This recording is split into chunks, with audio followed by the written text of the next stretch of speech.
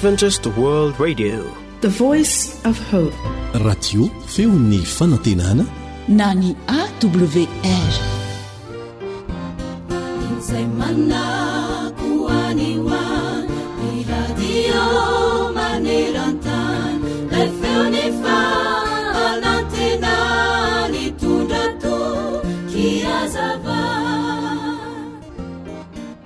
Mampalahelo fa maro ireo olona izay mitanisany tsy mety eny amin'ny hafa mba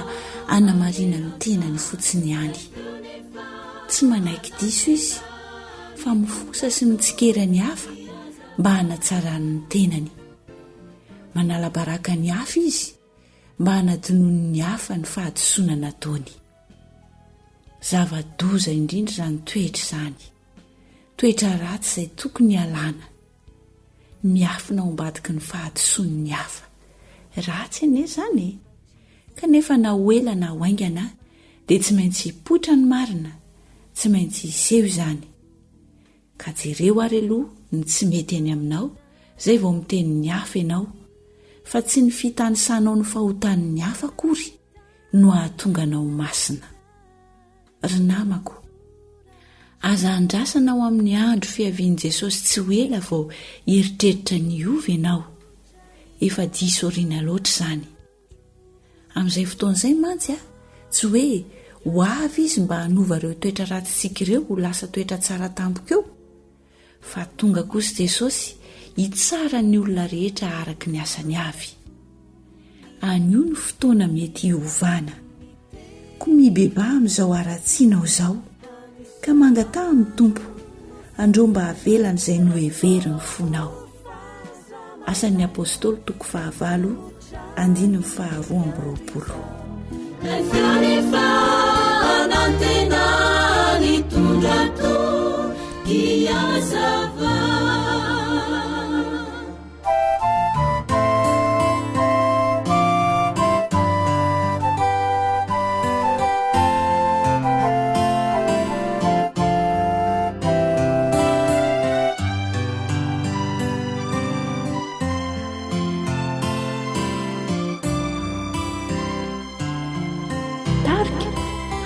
Kristi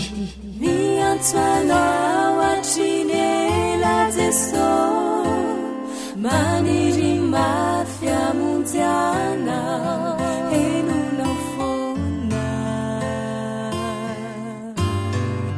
fatsinaona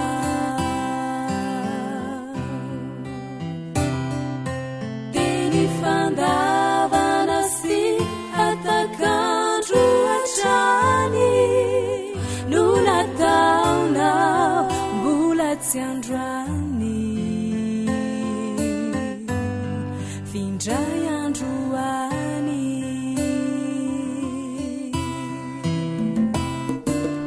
efa impiry moizy no niangavy anao an'olo tena saingindrisy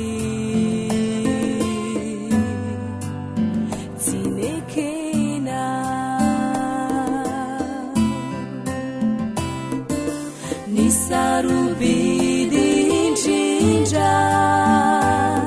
no natolony ho famonjena hatramin'ny ainy dia nomeny ka mbola hinonyndrare no azony atao vao anaiky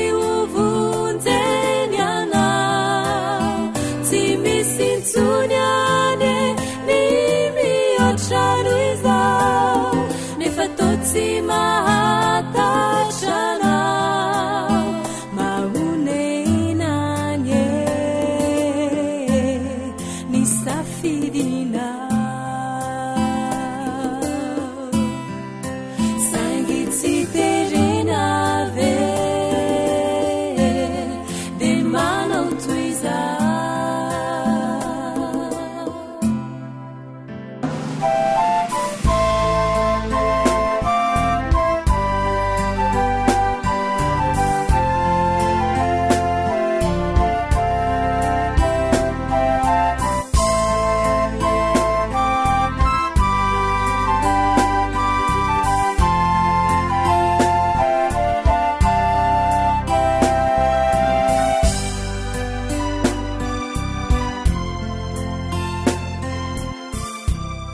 awr izay lay onjany fanantinana manoro evitranao ao anio azamba mangatakandro ny rampitso de tsy fantatra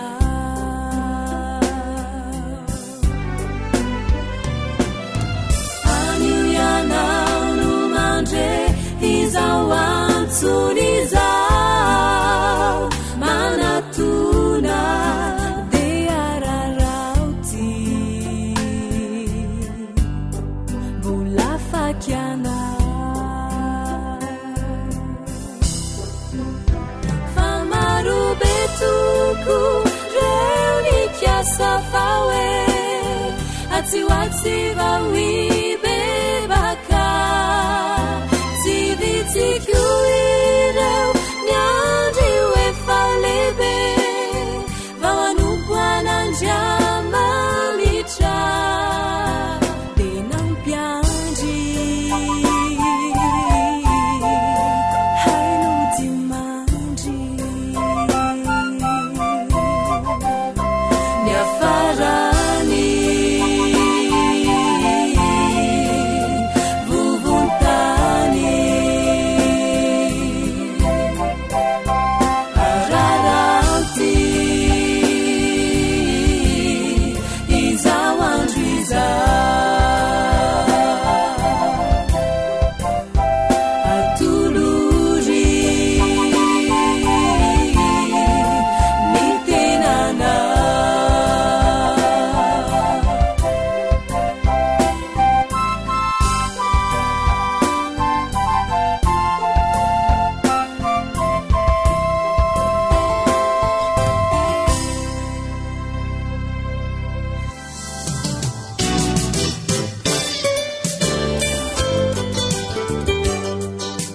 harena ny fahasalamako alio misoroka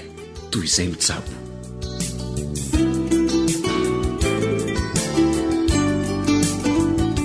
arak'izany feonkira famantarana izany dia iresaka mahakasika fahasalamana indray isika miarahaba sy mankasitraka anao misafidy hiaraka amin'ny AWR engany mba hitondra soanao fianonany fandaharana dia ankafizo ary ny ferahany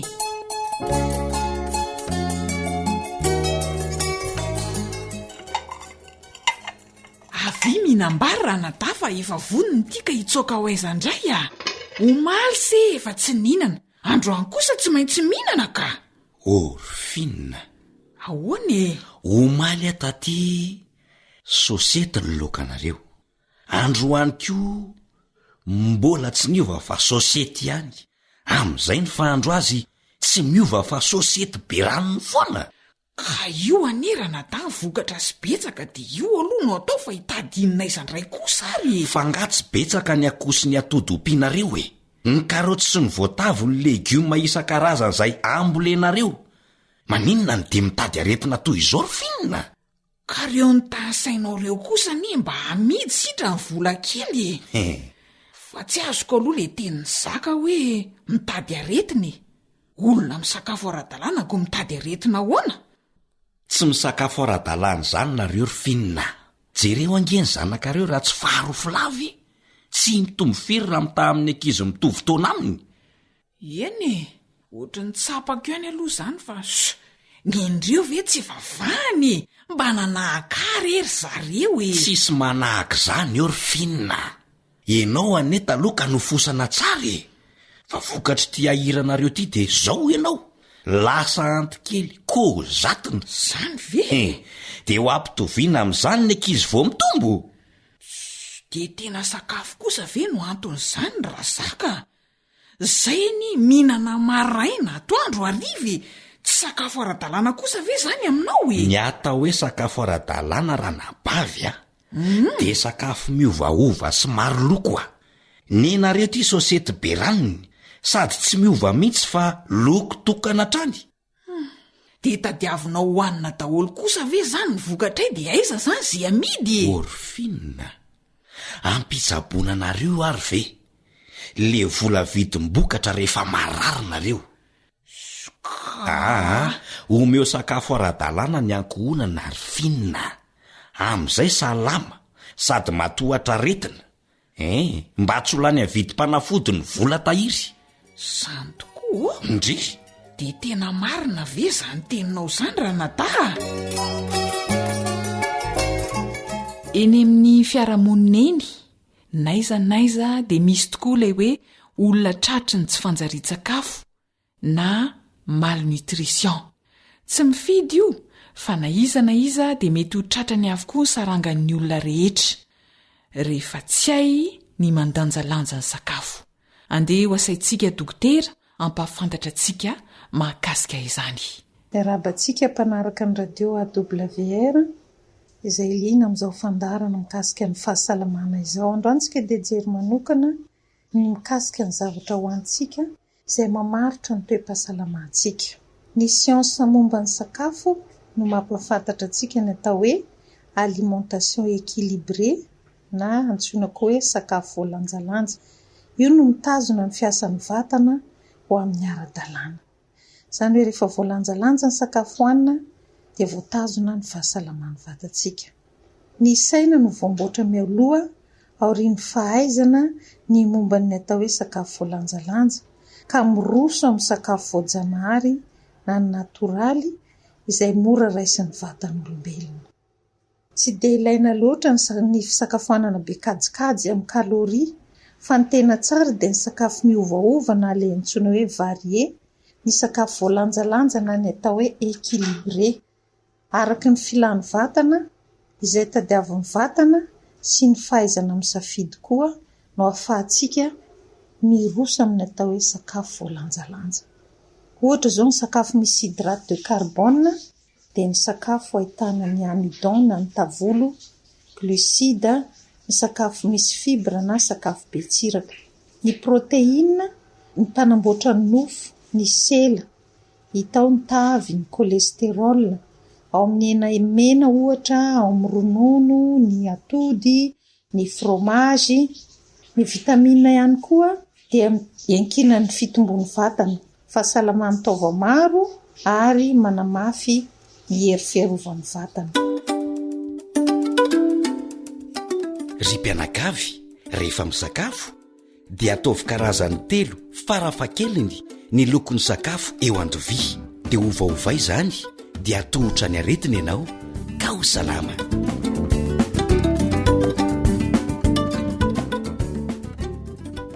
zava-dehibe eo amin'ny fahasalamantsika ny sakafo ho antsika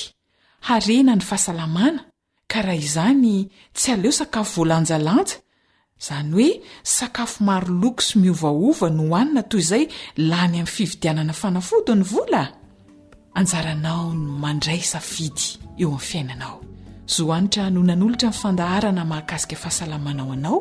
samy makosa ny teo amin'ny lafiny teknika dia mirary fahasalamana toko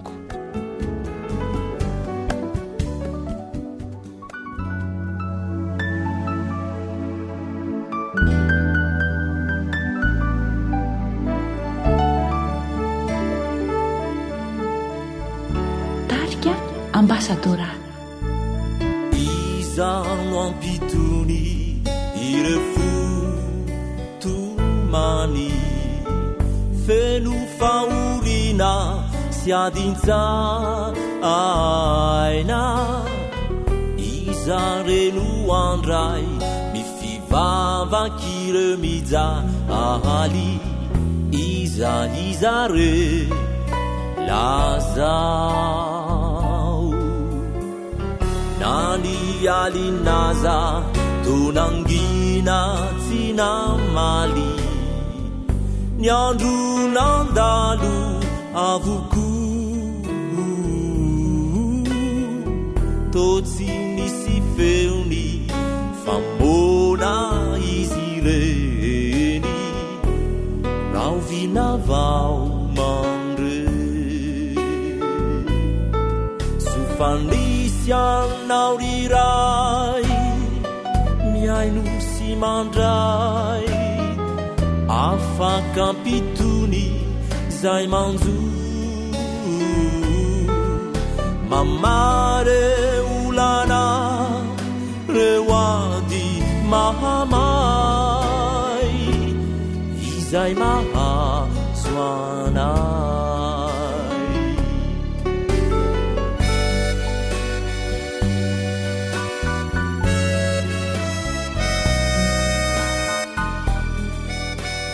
AWR zay lay onjany fanantenana iza no ampifaly ireory malahelo manantena fiononantsaina miandrandra fitonina miandry famonjehena iza re lazao ireo manantena fa Jesosy no mpamonjy no azo fiadanam-po avy ny fotoana ny ala elofona zay falinindray sofanisy anao riray miaino sy mandray afakampitony zay manjo mamare olana reo ady mahamay izay mahazo anay sofanisy anao riray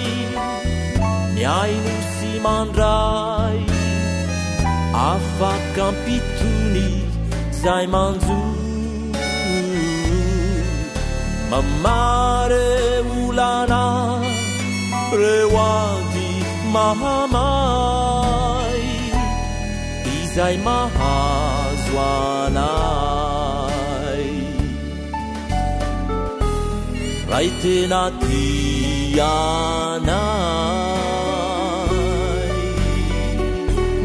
miaino ny vavakay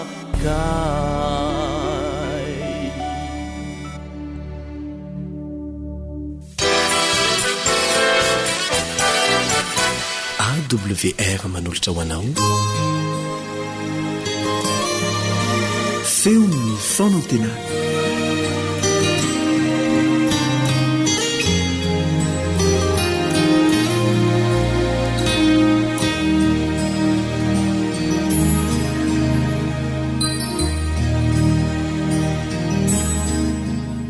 ry mpiara-malala dia raina mandrakarivan'ny tompo ary faly ny fampiarahaba amin'ny anaran'i Jesosy Kristy tompo isika hiary hivavaka isika.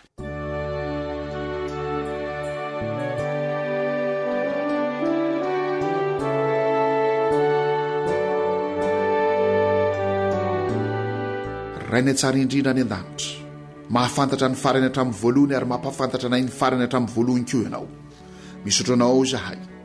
ny amin'izany fitiavan-dehibe izany fampahafantarana melo izany isafidiananay sy anapana hevitra ampio zahay isafidy sy anapa-kevitra hanaradianao manao ny zavatra rehetra fa metsifetsenanay mba hitarenanay amin'ny lalan'ny fahaverezana devolo satana amin'ireo famantarana sy fahagagana amin'ireo fampianarana maro samihafa fisehoan-javatra isan-karazany koa indro fa be diabe no jamba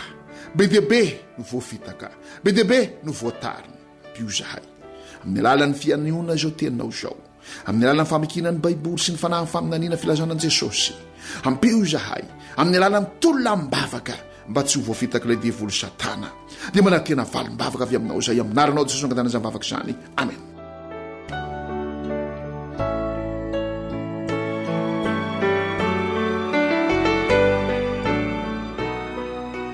Ny mpiara-malala dia fandresantsika fa raha hamoaka ny zanak'Israely avy tany amin'ny tany Egipta Andriamanitra dia nandefa ny loza folo zay voananaiky Farao. Raha hanafaka antsika avy eto amin'ity tany ity Andriamanitra dia androtsaka ny loza fito farany satria izay rehetra mandray ny mariky ny biby disy ny sariny dia hiaran'izany loza fity farany zany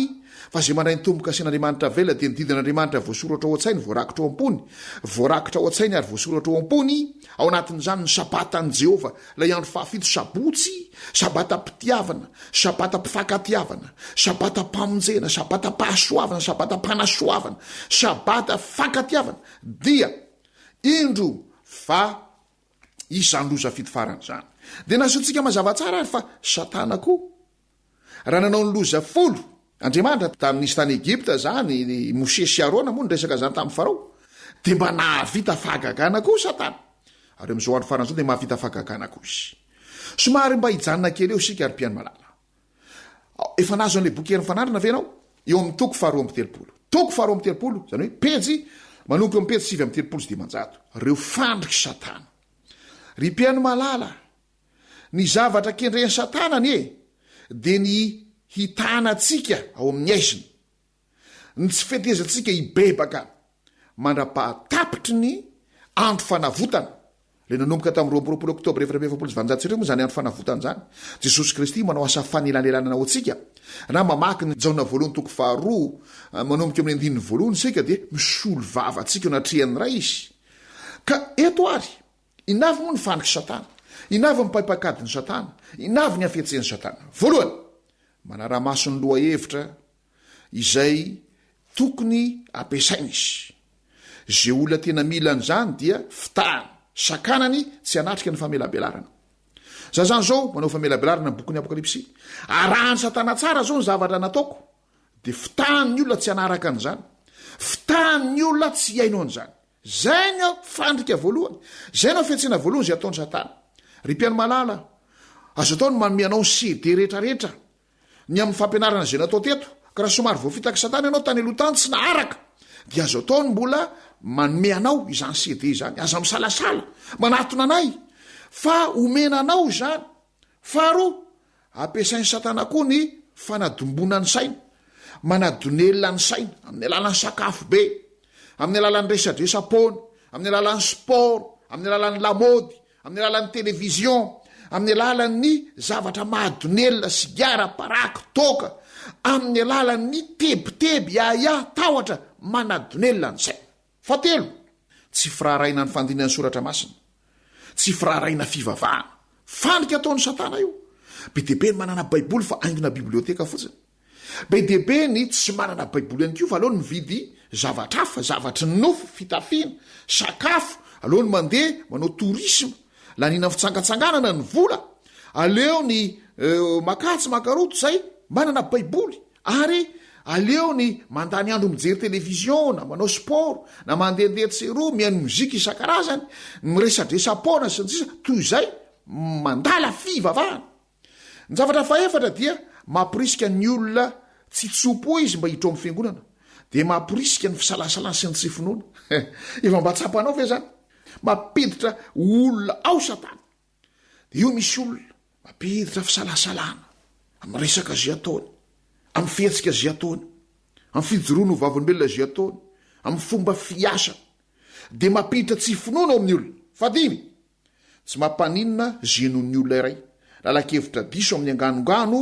no ilazay ny fa filazantsara dia ireny filazantsara hafa reny no ampidiriny eo zay le hoe poste modernisme marina dolo zay inonao marina dolo zay ataonao ka aza misalasala ny fahenina dia fivoasana manjavozavo araka ny fisainan'olombelona biaitrahitra fotsiny soratra masina mba miainy toroteny ihany mba manao toroteny ihany fa famoboasana fanazavana aitraitra tsy mifanaraka akory amin'ny zavatra tena hitarika ny olo amin'ny fibebana ny fikekeloka ary ny fanekena ny didin'andriamanitra ho soratinao an-tsaina raketinao am-po raketinao an-tsaina ho soratinao am-po ao anatin'izany ny sabatany Jehova fafito mampisitaka andininy anankiray aolosy aorina amin'le andininy azavaina isorona zany ny andininy aorina na ny andininy aoloha dia azavaina mitokana ny andininy fafetsena atao satana dolo zany zavatra miseho tseroa dolo zany fahavalo mandinika baiboly amin'ny toetsaina tsy mesy fanetretena ny fahasivy zany hoe mba mianatra baiboly ihany fa tsisy fanetretena natao atao kanota amelezana ny olona fotsiny le baiboly na natao azona vola ami'karena fotsiny azona laza sy voninahitra ampitombona fahefana raha ho andrareo mpanao politika atao fotsiny le baiboly ho amin'ny tombontsoa amin'ny tena tsisy fanetretena fahasivy ny siansa no anolona ny baiboly ny siansa indray no dadiavina famonjena hoe vonjeo zay ry siansa raha be misy ty afanana amin'ny tombo ty vonjeo zay ry siansa raha be misy ty tsy fampetsakafo ty vonjeo zay ry siansa asolo ny baiboly ny siansa fahafolo spiritisme filalovanangatra izany kio no afetsena ataony satana efatra ny am'sahedenana io e tsy ho faty sekory ianareo lazana fa tsy maty ny maty mbola afaka miresaka amin'ny maty afaka mifanerasera amin'ny maty mila vonjy amin'ny maty mila fitahina amin'ny maty ary zay indrindra no problema goavana indrindra amintsika malagasy amin'ity famadiany ity mila fitahina amin'ny razana filalovanangatra io fivavahana rehetra amin'ny maty io filalovanangatra ny faraiky ambe folo fitsipahana ny mahandriamanitra ny Kristy be da be koa ny atoko mpivavahana tratran'izany hoe Jesosy tsy andriamanitra tsy hanona anara-pivavahana eto isika fa fetaka be vava zay ataony satana amin'izao fotoana izao koa zany faharoambe folo satana de lazaina fa tsy misy akory hoe tsy misy akory zany satana zany fa zavatra foroporon'ny sainy zany fahatelo ambe folo ny fevin'ny Kristy dia eo amin'ny fahafatesan'ny olona tsisy an'izany fevin'ny Kristy hita maso zany fa io fahafatesan'ny olona fevin'ny Kristy fitaka ataony satana dolo zany fa efatra ambin'ny folo ny vavaka de tsy tena ilaina akory la religion c'est l'opium du peuple la prière ny vavaka de lazaina fa ho an'ny osa sy ny malemy zany ho an'ny tsy te hiadika ny fiainana zany fa dimy ambe folo ny fisalasalana misalasala farafakeliny zany reo dimy ambe folo ireo no fandrika velariny satana eo any loko eo any lonao ny rariko de ny atonga atsika tsy anaiko rebirebeny satana mampiasa ny afetseny rehetra izy kanefa tsaro fa fetaka hitondrana atsika ho any amin'ny fahaferezany zany iary vavaka asika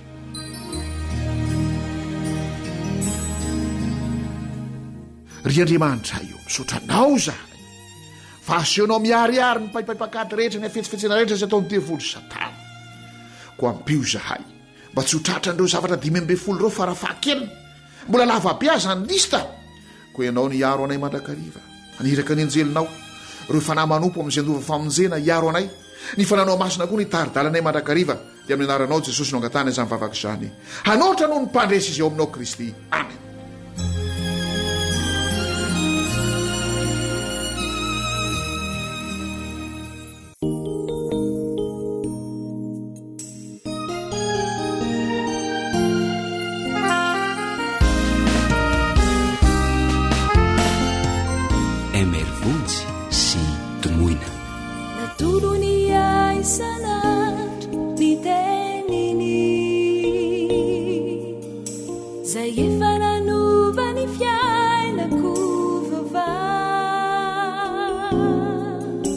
Nanitsy ny lalako kanampianatray handeha nanolotray ny famarinana ny fanahy masinako de narotsany hitarikay oeo antokony namelona ny afony finona ao anatikoa hitarikay hoany andanitra manotrano ny mpamesya satria Jesosy tompo eo anilako kanino nahanjoay de hatoky azy hasoavany zay fantatro fanahatoy zao ay de hoisan'ireo zay olombo vonjy ankoatra ny fiainoana amin'ny alalan'ny podcast dia azonao atao ny miaino ny fandaharany radio AWR sampananteny malagasy isan'andro amin'ny alalan'ny YouTube AWR feon'ny fanantenana ny fanahy masinako de narotsany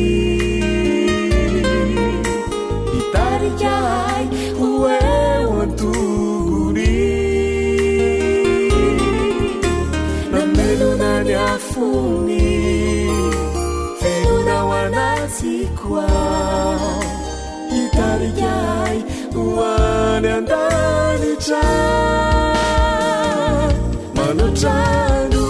ny mpandresya satria jeso tompo hoanilako kanino nahanjoay de hatoky azy nohonyfa hasoavany zay fantatro fana hatoy zao ay de hoisan'ireo zay olombovonjy jesosy no ivombianako lay ratsy tetsiaharobaka manotrano ny mpandresya satria jeso tompo hoanilako kanino nahanjoay de hatoky azy nohonyfa hasoavany zay fantatro fana hatoy zao ay de hoisan'ireo zay olombovonjy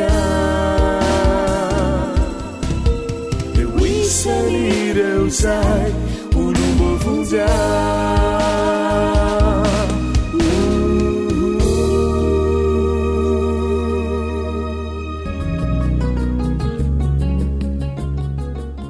mahazo fahendrena mahazo fahalalana fianarana sy fanabazana androtany ty tanindrazana fahaizana sy fahendrena olovany ty firenena darena zareo tsy mahahitra fa tsara manatsy ary lavitra ny fianarana re azatsanina fa manomanana olombanina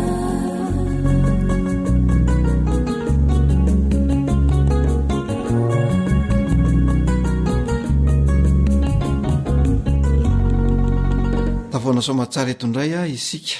ko dia miarabanao piaino a araba manao ny tsara hotsaroana arahaba tsy ho dilany sambatra sy mananjara dia misaotranao ihany koa mbola misafidy zao onja-peo zao miaraba namanarila ya de fifaliana ihany koa no anoloranao anao piaino ny arahaba sy ny firarintsoe ka hoe aho hoe iondrika ho voky tantely hitraka ho voky ronono miarabanao ihany koa namanatsoelanto arymisa fanaontsika eto amin'ny fandarana ny manao jeritodika ny fandarana tany aloha fa mialohan'ny hidirantsika amin'izay na manajoely a efa mahazatra antsika ihany koa ny mitondra mbavaka ny mpiaino antsika ka mangataka anao na manajoelantoramisa mba anatanteraka izay fitondrana mbavaka ny mpiaino antsika izay aloha maro zany namanarila nde hivavaka ary isika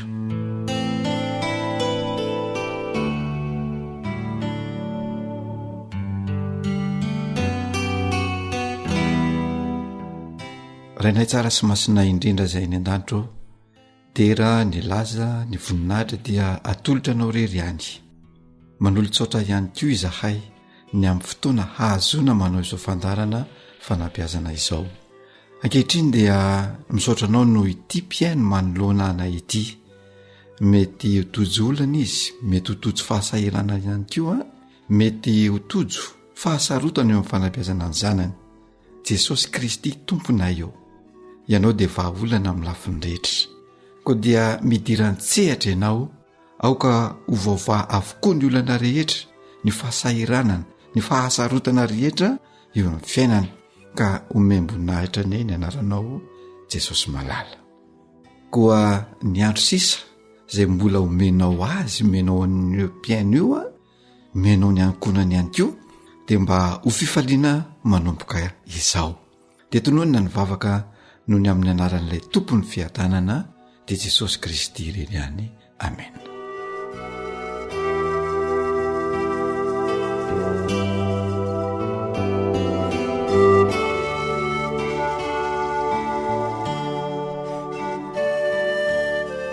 mankasitraka anao namana joelanto arymisa ny amin'ny fitondranam-bavaka nataonao teo fa andehanao fintina kely ny fandarana natao tany alohaaloha isika dia tsinony zany a fa mikasika ilay loha hevitra hoe ny fametrahana ny maha izay na ny fatokisantena tao anatin'izay loha hevitra izay a no niresahantsika tamin'izay fotoana izay ny mahazava-dehibe ny maha izay ny olona iray izay mampiavaka ny zaza io mampiavaka ny zatovo na mampiavaka ny tanora amin'ny olo-kafa. Io lay toetra izay namola volan'ny ray aman-dreniny an'ilay zaza na lay olona iray. Ny fotoana hahafahan'ny ray aman-dreny mametraka ny maha izay sy ny fatokisantena eo amin'ny zanany moa raha tsy ahivina ho anao mpiaino dia 15 taona be zao, zany hoe manomboka eo amin'ny 7 taona ny zaza ka hatramin'ny 19 taonany izay mandalo ao anatin'ny adolatsento sy ny fahatanorany. Ary ny tena zava-dehibe an'io maha izay sy ny fatokisantena io dia mitarika ilay olona ho sa sy ahay aneo hevitra, ho sa miady hevitra, samy fanakalo hevitra ary ho samy laza ny safidim-piainany. Araka izany dia adidy ny ray aman-dreny ny manazatra ny zanany mba hifanakalo hevitra ao an-tokantrano, mba ho zatra maneho hevitra ihany koa, fa tsy ho ray aman-dreny mpamotika ilay fatokisantena sy ny maha izay ny zaza. Noho izany dia tsara ny ray aman-dreny manararoatra ny fotoana rehetra ahafahany mametraka an'io maha izay sy ny fatokisantena io, dia tsinona izany fa ilay fotoana manokana, ilay fotoana fiarahana misakafo, ilay fotoana fiarahana miala voly, eo ihany koa ilay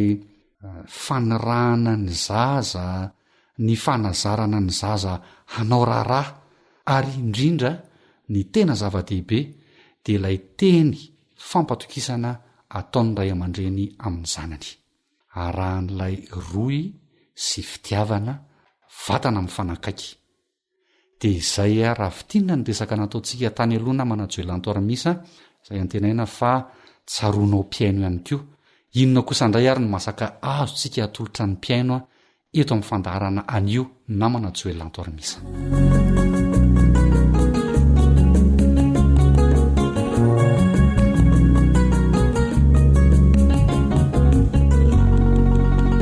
Isaorana ianao namana rilany amin'ny fitana nataonao teo aloha, izay ny zava-dehibe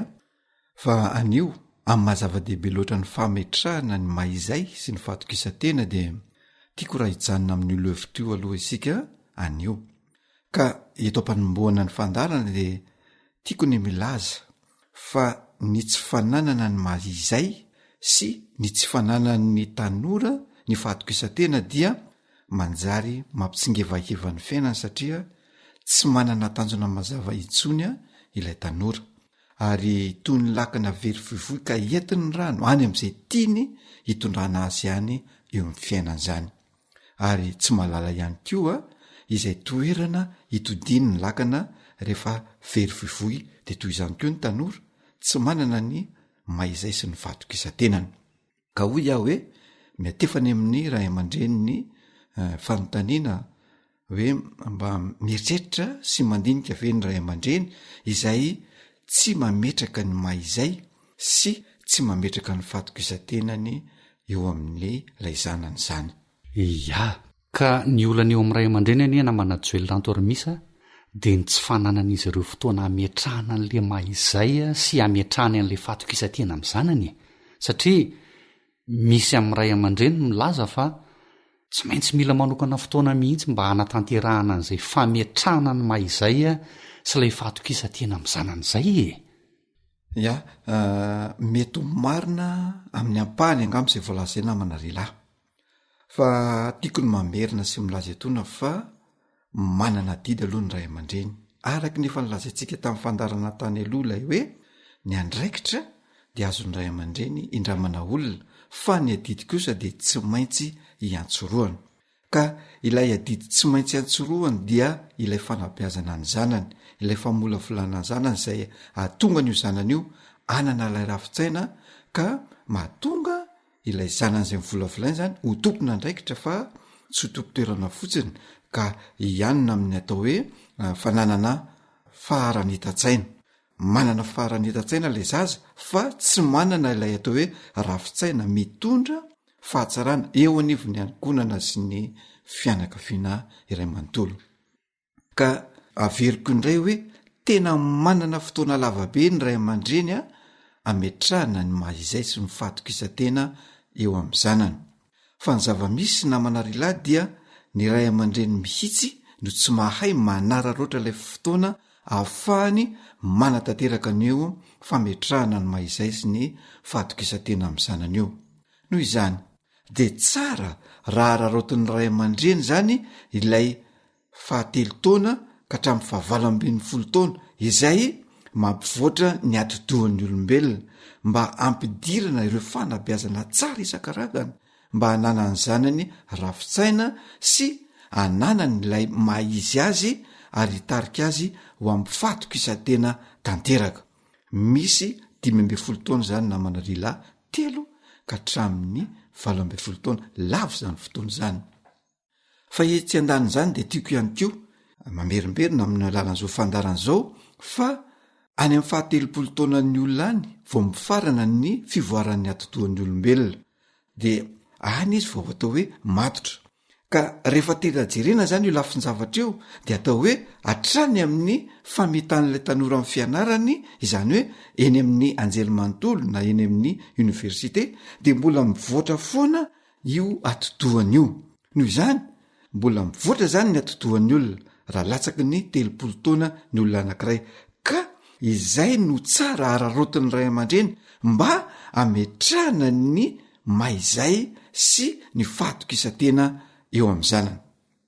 De eto agaga hoe ahoana moa no ilazan'ny ray aman-dreny fa tsy misy ny fotoana ametrahana n'ilay mahaizay sy ny fatok isa-tena amin'ny zanany. Fa raha tena jerena ary raha lazaina ny marina de lany foana ny fotoana na teo ambany sokan'ny ray aman-dreny an'ilay zanany, fa ny zavatra n'izay nisy dia ilay fandrarana, ilay fanahina izay ataon'ny ray aman-dreny zanany no tena nandanin'ny ray aman-dreny fotoana tamin'izany fanabeazany zany. Arak'izany dia mitenitsika hoe aoka mba hotandrema ny ray aman-dreny tsara zany ny atodo, hotandremana tahaka ny anak'Andriamaso mba hipetraka tsara ilay maizy sy mahaizay ny zanany ka ananany fatok isa-teny izay zava-dehibe entiny hamakivaky ny fiainany any aorinany.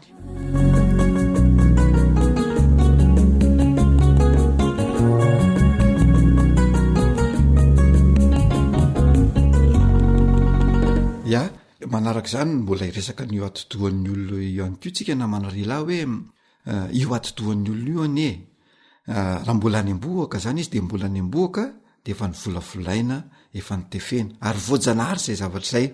De mitohy io famolavolana sy fanefena io rehefa teraka sy mialehibe ilay zaza. Ary anisan'ny famolavolana sy fanefena ary ny fanabeazana ny zanany dia ny mba ananan'ilay zanany ny rafitsaina sy ny mahaizay azy ary indrindraindrindra ny fatok isa-tena zany. Izay averiko etoana fa adidy goavana mipetraka eo antsoroka ny ray aman-dreny zany raha te hanana zanaka tompona ndraikitra sy olombanin'izy ireo. Ary tadidio tsara fa miainga avy amin'io atodoha io daholo mifibaikona ny taova rehetra, baikony ny atodoha ny saina, ny fo, ny fihetsepo, dia zany rehetrarehetra zany dia mitarika ny fahendrena zay miainga avy amin'ny saina zany, miainga avy amin'ny fo, miaraka amin'ny fanapahan-kevitra. Dia izay le atao hoe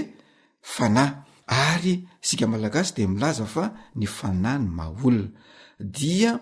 ao anatin'io fanahy mahaolona io ao ny tena mipetraka ilay mahaizay ny olona anankiray. Efa niteny an'izay ihany ianao fa nyfantaniana manitikitika namana joely de hoe inona moa zany ny tena ako ny fananana an'le mahaizay sy ilay fanahy. Ny ako ny namana rilay de zao: ny olona manana ny mahaizay sy ilay fanahy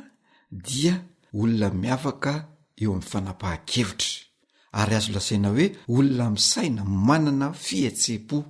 na olona mahay mifandray aman'olona, olona mahatoky olona, olona mahatoky tena ihany koa. Dia io zay azo avy amin'ilay fampatokisana zay nomeny ray aman-dreniny an'ilay zaza tany amin'ny 12 taona ny tany hatrany amin'ny 20 taona. Dia rehefa azon'ilay zaza zany io zay omeny ray aman-dreny de lasa mahatoky olona sy mahatoky tena ho azy a ilay zaza de io fampatokisana io ihany ko ilay tediaviny zatovy sy ny tanora amin'ny ray aman-dreniny izay tafiditra ao anatin'ilay atao hoe faneom-pitiavana fa ho an'ny ray aman-dreny sasany mantsy de hoe rehefa mahavidiny zavatra lafo ho an'ny zanany izy na miantoka amin'ny fianarany zanany izy de zay lay atao hoe faneom-pitiavana. Mety ho marina zay fa isika de milaza hoe zon'ilay zaza zany zon'ilay zaza ny atohany ray aman-dreny ny fianarana fa ny tena tadiavin'ilay zaza dia ny fanomezany ray aman-dreny an'ilay fitiavana zany lay faneom-pitiavana zay ny tena tediavina dia ao ihany koa lay fahatokisana azy ka rehefa tsapan'ilay zatovo izay hoe fahatokisana sy fampatokisana zay azony avy amin'ny ray aman-dreny zay a dia mora ho azy ny mifandray aman'olona mora ho azy ihany koa ny maneo ny maha izy azy mora ho azy ny manana n'ilay fahatokisa-tena mba ahafahany mifanandrina amin'olona dia le fifanandrinana amin'olona de tsy hoe miadina manao totondry fa sa miady hevitra sa maneo hevitra ilay tanora ary sa miatrika zavatra sarotra ihany ko eo amin'ny fiainany rehefa hananany zay hoe mahizay fahatokisa-tena izay izany rehetra zany namana lehilahy dia mitarika azy olona tompona ndraikitra fa tsy tompo toerana fotsiny ka hitondra lay fahatsarana eo anivon'ny ankonana sy ny fiarahamonina iray manontolo mihitsy. Ya de antenaina fa na mampibetsaka anao a izay resadresaka ny fanaovana teto amin'ny fandaharana fanabeazana izay noho ny fotoana de tsy maintsy hisaraka vetivety aloha isika ka de maniry ny soa ho an'ny ankonanao ny namanao joelantoarmisa sy rila no sady mametraka ny mandra-pitafa ho amin'ny manaraka indray olovany ty firenena darena zareo tsy mahaitra fa tsara manajery lavitra ny fianarana re azajanona fa manomanana olombanina. AWR téléphone 034 06 797 62.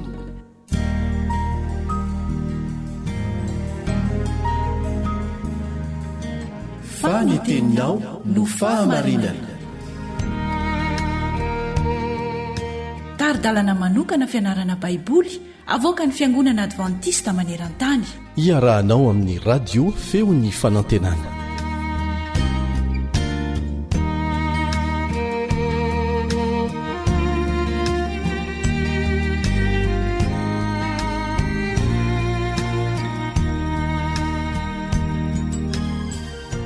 Ny voninahitra ny ho an'Andriamanitra ary ny fahasoavany sy ny famindram-pony tsy ala amintsika menakavy. Manonona ny fiadanan'i Jesosy Kristy ho aminao sy ny ankonanao ry mpiara-mianatra ny soratra masina amiko. Nonjam-peon'ny radio advantista maneran-tany no ianonao amin'izao fotoan'izao ary ny namanao ry Sarandrenjatovo no mitafa sy midinika mitarika anao indray mba hianatra soratra masina hiaraka isika. Izany moa dia mbola ao anatin'ilay lohateny lehibe manao hoe mamita hiraka amin'ireo izay tsy mbola nandre ny hafatra. Fizarana faharozy io. Ary androany ny fizaran'ny lohateny kely dia ny hoe tany Tiro sy Sidona. Mialohan'izay aloha dia tsara sika raha ametraka izao fiarahana mianatra ny soratra masina izao amin'Andriamanitra. Ary ny fanahiny no ampianatra antsika ka tsy ho isy fahaizan'olombelona hipotra eto ary tsy ho isy ho hita fa Andriamanitra rery ihany no azo voninahitra. Ivavaka isika. Rainay izay ny an-danitra hiara hianatra ny soratra masina izay amin'ny diany ity. Koa mamela ny heliko satria mpanota tsy mendrika izay. Mamindrafo mamela ny fahadisoanay. Omeo anay ny fananao masina izay nampanoratra ny teny na ny indromandry ny mpaminany ary izy ihany no afaka hanomeanay ny fahazavana ampy hoentinay miandro ny fiviany Jesosy Kristy any amin'ny rahona lanitra. Amin'ny anaran'i Jesosy no angatana izany. Amen.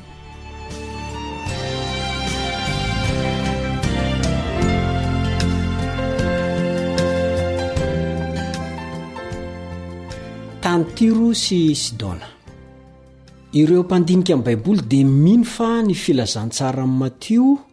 dia nosoratana manokana ho an'ny vahoaka Jiosy, ary ny Marka dia nosoratana manokana ho an'ny vahoaka Jentilisa. Tsara mihitsy ny tena tokony azahoantsika n'izany fanavana zany ao an-tsaina rehefa mianatra an'ireo filazantsara ireo isika. Kanefa na dia nosoratana ho an'ny Jiosy aza ny filazantsara amin'ny Matio, ny boky amin'ny Matio zany mazava ho azy, dia tsara mihitsy ny hamantarantsika fa nasongadiny Matio ary averimberiny eo ny fitantarany mifanohitra amin'izay fitiavam-bavaky ny Israelita zay ny fisian'ny jentilisa maro voatantarany ao amin'ny asa sorany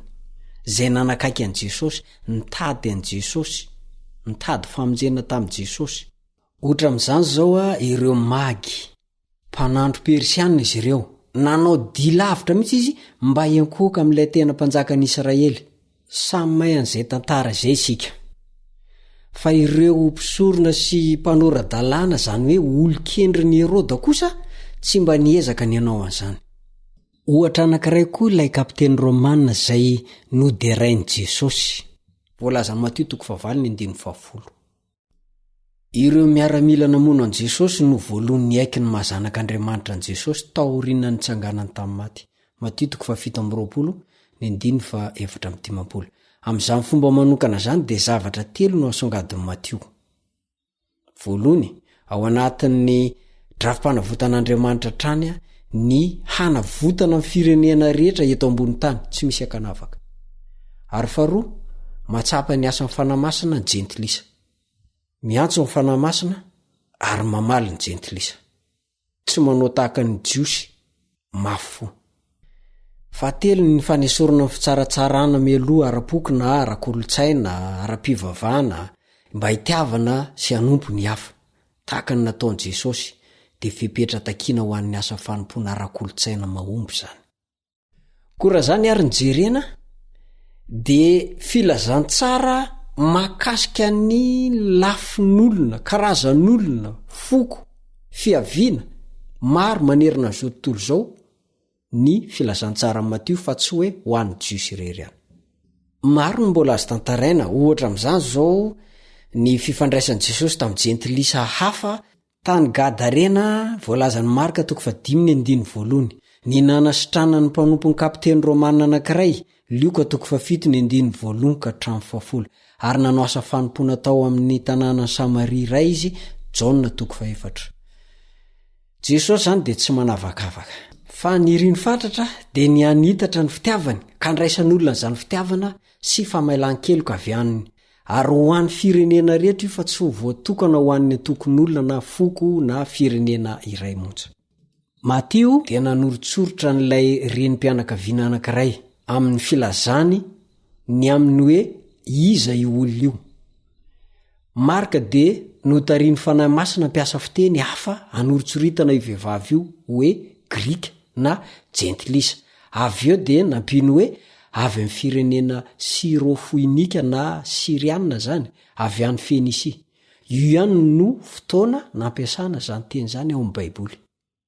Sainy ny akon'izany tantara zany ao amin'ny Matio 10:12. Dia eritreretony ny fihetsik'ireo Jiosy ny hainy teo. Ny mpiainan'ny Matio dia ahita io reny io ho toy ny jentilisa natao tsinitsinina. Izany dia avy tamin'ny fanandramana ara-tantara ny ainan'izy ireo niaraka tamin'ny Kananita. Vahoaka mpanompo sampy naso lafaka ny firenena Israely ireo Kananita ireo. Ary nandritra fotoana maritra izany favoazan'ny Jiosy zany. Hitantsika amin'izany fa na dia ireo mpianatry Kristy aza dia tsy nieritreritra velively mihitsy fa mety hanana finoana koa io vehivavy io na mety ho tafiditra ao amin'ny fanjakan'Andriamanitra. Fijerintsika olombelona zany fa hafa ny fijerin'Andriamanitra. Sika olombelona manko tsy mba mahita ny ao anatiny fo, ary tia manavakavaka sy manilikilika, fa Andriamanitra kosa tsy mba tahaka izany. Ao amin'ny Marka 7 kosa, ny vahoaka jentilisa resan'ny Marka dia naneho fihetsika hafa amin'ny Jiosy resan'ny Matio. Tsy mba tantarain'ny Marka ao amin'io Marka 7 ny toetra ratsy ny jentilisa manoloana ny Jiosy. Fa reny be fitiavana kosa no hita eto vehivavy teraka grika sy ro fenisianina iray sokajy amin'ny jentilisa tena reny be fitiavana mitebiteby fatratra ny amin'ny ainy zanany ary naniry ny anasitrana Jesosy azy tsy norara iny mihitsy ny foko sy ny firenena ny aviany fa avy izy dia nanatona an Jesosy.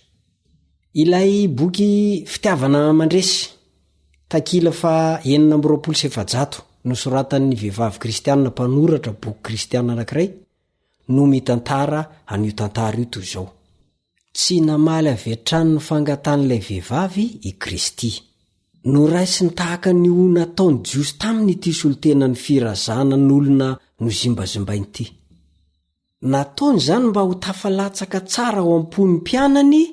ny fomba mangatsiaka sady tsy antra izay nandraisany jiosy ny toy izany, araka izay naseho mitaratra tamin'ny fomba nandraisany andravehivavy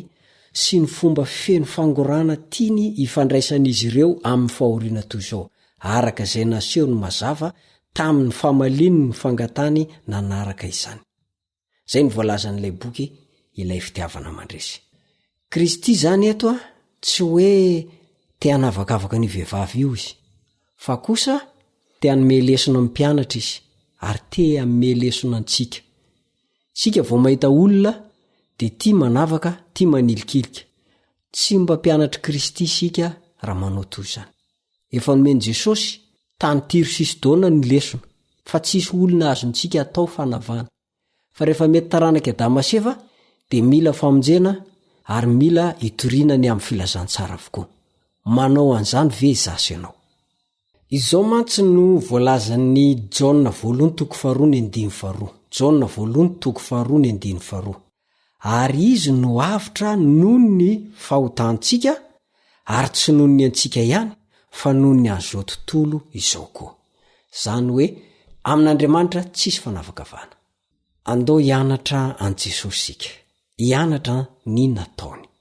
Atreo indray ny fiarahako aminao tamin'ity anio ity. Misaotra ny teknisianina Rila nampita ny hafatra ny feo ho any atokantrantsika tsirairay avy. Misaotra an Jesosy sika ary mametraka veloma mandrapitafa aminao indray ny namanao Risarandrenjatovo. Veloma tompoko.